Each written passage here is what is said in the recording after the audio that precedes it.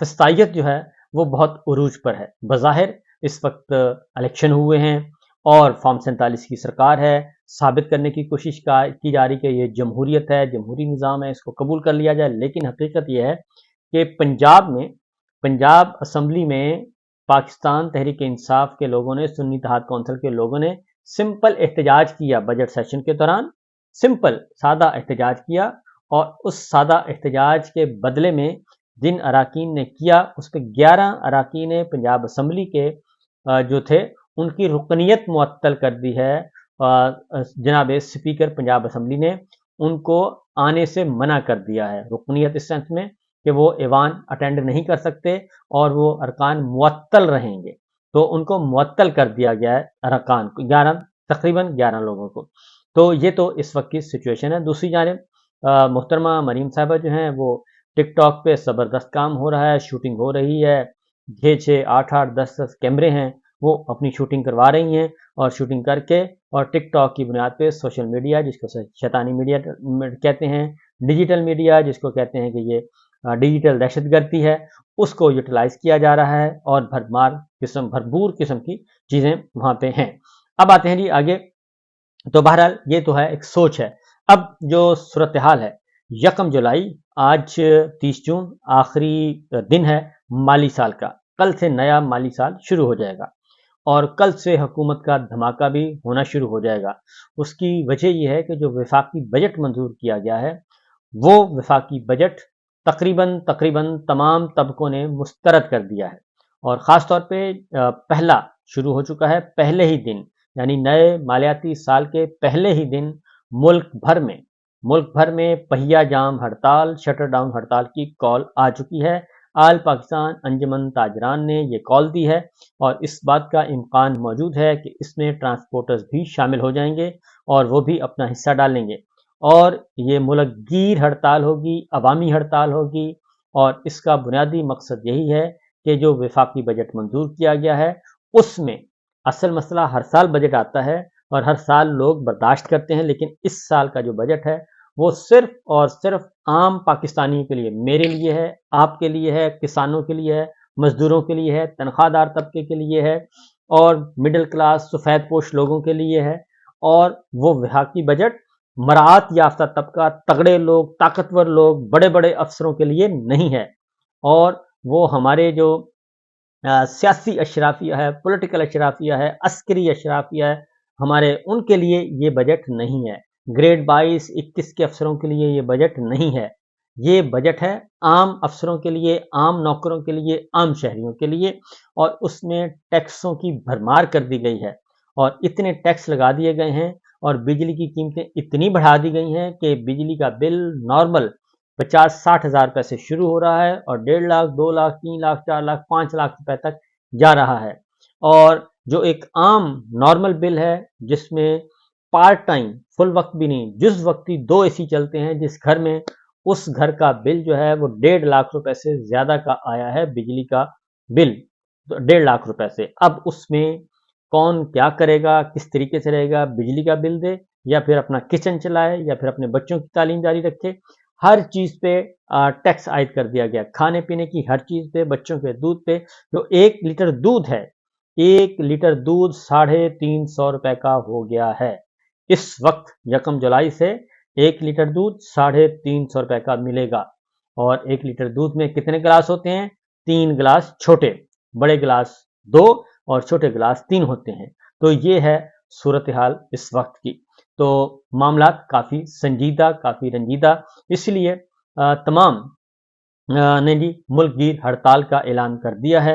اور 1 جولائی سے number 1. Number 2، جو جائیدادوں کی خرید و فروخت ہے، پلاٹوں کی خرید و فروخت، گھروں کی خرید و فروخت، اس پہ بھی جو ٹیکس لگایا گیا ہے وہ اس میں فوجی بھائیوں کو، خواہ وہ ریٹائرڈ ہیں یا وہ حاضر سروس ہیں، ان سب کو، فوجی افسروں کو بری ذمہ قرار دے دیا گیا ہے.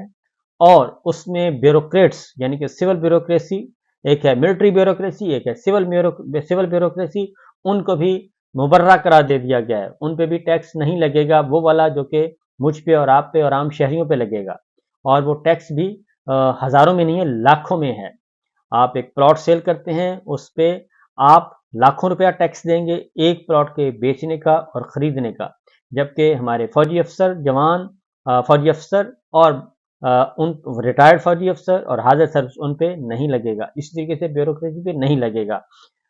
इसके साथ साथ एयर टिकट्स महा महंगे कर दिए गए हैं और आपको मालूम है कि एयर टिकट्स जो हैं, फ़िज़ाई टिकट, इसमें मोस्टली हमारे 1 करोड़ ओवरसीज़ पाकिस्तानीज़ हैं, जिसमें तकरीबन कोई 40 लाख जो हमारा मज़दूर लोग हैं, जो कहाँ पे हैं, मिडल ईस्ट में हैं, कतर में हैं, यूएई में हैं, दोहा में हैं, आपके सऊदी अरब में हैं।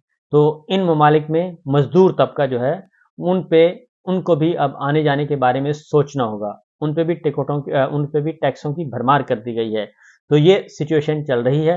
तो मुझे नहीं लगता कि कोई अच्छी खबर हुकूमत को, हुक्मरान इत्तेहाद को मिलने वाली है। और इसीलिए और ये बातें सामने आ चुकी हैं कि ये वफाकी बजट है, ये जनाबे मियाँ नवाज शरीफ साहब की मर्जी से, शहबाज शरीफ साहब, जरदारी साहब सब ऑन बोर्ड हैं और सबकी मर्जी और मंशा के। अगली बात यह है कि ये वफाकी बजट मुस्तरद कर दिया है IMF ने, और उन्होंने कहा है कि ये बजट हमें पसंद नहीं, और जो कर्जे आपने लिए हुए हैं ये उन कर्जों की वापसी जो होनी है उससे मैच नहीं करता, लिहाजा मजीद टैक्स लगाए जाएं। ये टैक्स काफ़ी नहीं है, रेवेन्यू मजीद इकट्ठा किया जाए। और उनको चूंकि उन्होंने कर्ज दिया हुआ है वो सूद समेत उन्होंने वापस लेना है, लिहाजा ये एक बहस चल रही है।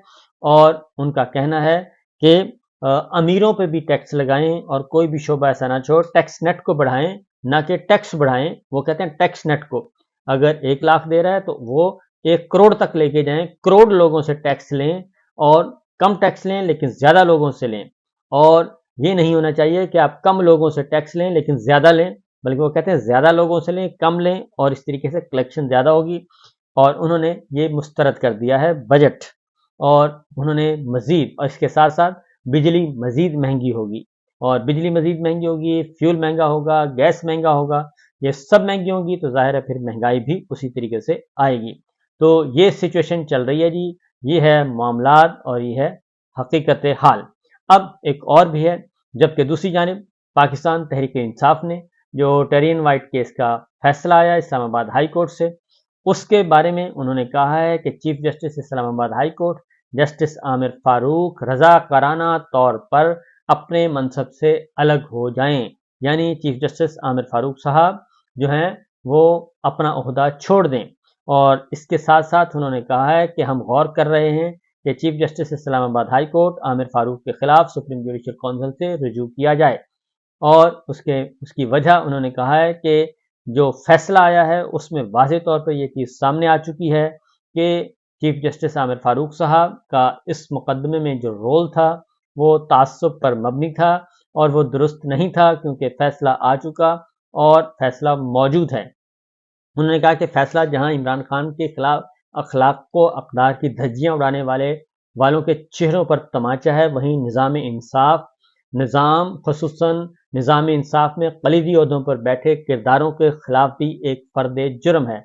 साबित हो चुका है कि 24 करोड़ अवाम के खिलाफ बिलखमूम और इमरान खान के खिलाफ बिलखसूस गुज़श्ता 2 बरस से जारी रियासती बेहूदगी को ऑक्सीजन अदलिया में बैठे chief justice Islamabad high court जैसे किरदारों ने फराहम की है। आज़ाद, खुद मुख्तार और आयन और कानून की मुहाफ़िज़ अदलिया की मौजूदगी में किसी जमहूरी और गैर जमहूरी ताले आज़मा को मुल्क में लाकानूनियत का बाजार गर्म करने का मौका हरगिज़ नहीं मिल सकता। ये सूरत हाल है जनाब, ये सिचुएशन है जो कि हमारे सामने आई है, और इस वक्त मामला ज़्यादा कशीदगी की तरफ जा रहे हैं और बेहतरी की तरफ नहीं जा रहे, क्योंकि उन्होंने कहा है कि अपनी ही अदालत के मुअज़्ज़िज़ जजों को खुफिया एजेंसियों ख़ुसूसन ISI के रहम व करम पर छोड़ने और अदालती उमूर में मुजरमाना मुदाखलत का तदारक न करने पर चीफ जस्टिस आमिर फारूक की अदालत के 6 जजेस बजरिया ख़त मामला चीफ जस्टिस ऑफ पाकिस्तान और सुप्रीम जुडिशल काउंसिल को भिजवाने पर मजबूर हुए, लेकिन अभी तक कोई इक़दाम नहीं उठाया गया। लिहाजा वो कहते हैं कि chief justice Islamabad high court Aamir Farooq साहब अपने मनसब पर कायम रहने का कोई अखलाकी जवाज़ अब बाकी ना है उनके पास, लिहाजा वो ओहदा छोड़ दें, अदरवाइज फिर रेफरेंस फाइल करने पे गौर किया जाएगा।